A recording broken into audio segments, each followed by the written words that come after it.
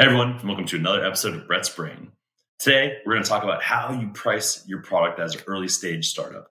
But first, if you like this content, make sure you hit that subscribe button down below and leave a comment if there's anything you want us to cover, have any questions for us. Put a comment in and we'll try and get to it in future videos. Now, back to pricing. Pricing's incredibly tough to figure out if you're an entrepreneur. How much do I charge for this thing? Well, today we're going to talk through 3 ways to think about pricing at your earliest stages of your business. The first is cost plus. Pretty simple, really, and probably the most simple. How much do you want to make, and how much does it cost you to make your widget? If it costs you $1 to make a widget and you want to make 20% gross margins, you need to charge $1.20. So basically, you're just adding a buffer on top of however much it costs you to make your widget. Pretty simple, really, in theory.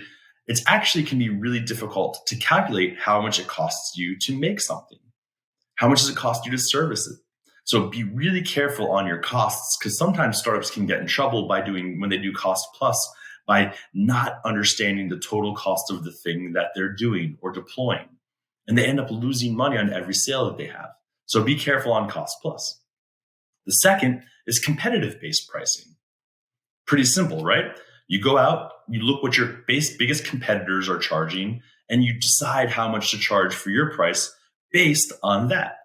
Are you going to charge a little bit more, premium price? Are you going to charge a little bit less because you want to get in and grab market share and you think that it's a price-driven market?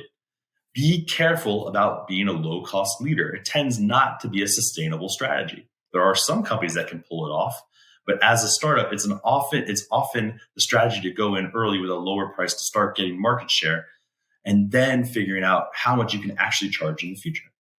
And third, and probably my favorite, but really difficult to figure out, is value-based pricing. How much value are you driving for your customer? If you're making them $100 extra, you can probably charge $20 for your thing. General rule of thumb on value-based pricing is a 3-to-1 or 4-to-1 ratio. So if you're saving somebody $300, you might be able to charge $75 to $100 for it. If you're helping them drive an extra $1,000 in revenue, you can probably charge $200 to $250 in it. The hard part with it is it's really hard to justify or validate the savings or the additional revenue that you're going to drive for your client right out of the gate. Usually it's theoretical and not real until you've proven it time and time again, which is one of the reasons that value-based pricing is really hard. It's hard to figure out how much value you're actually driving. So those are the 3 most common ways that founders decide on how to price their product at the earliest stage.